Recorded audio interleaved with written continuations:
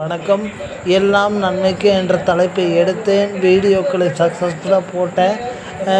இன்னும் எனக்கு சக்ஸஸ் ஆவேன்னு நம்பிக்கை இருக்குது. ஒரு நாளைக்கு 397 பேர் என்னை பார்க்குறீங்க. 400 பேர் ஆகுது, 500 பேர் ஆகுது, 1000 பேர் ஆகுது. இப்படியே போகணும். ஆனால் ஸ்டேபிளாக வரணுங்கிறது என் ஆசை. ஒரு 2000 பேர் 3000 பேர் பார்க்கணும்.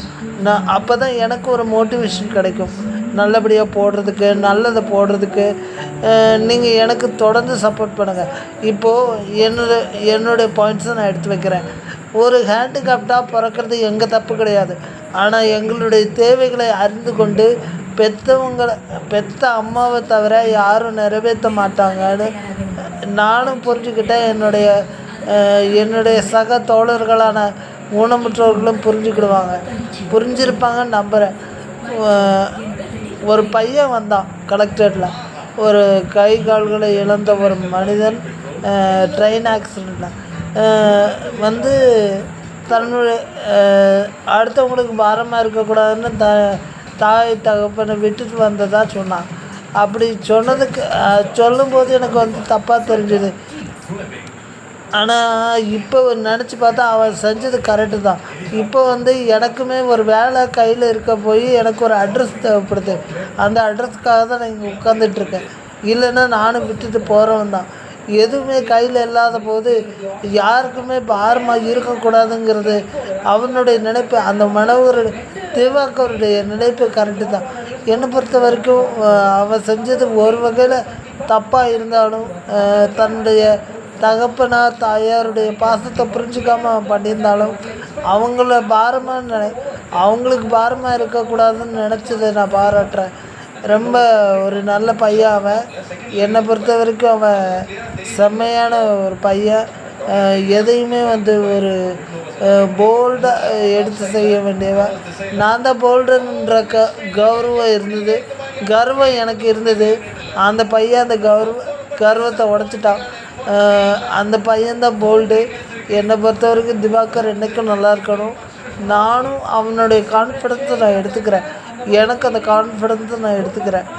என்னை பொறுத்த வரைக்கும் திவாகர் அவனுக்கு என்ன டிமெரிட்ஸ் வந்தாலும் அது நன்மையாகவே முடியணும்னு கடவுளை வேண்டிக்கிறேன்.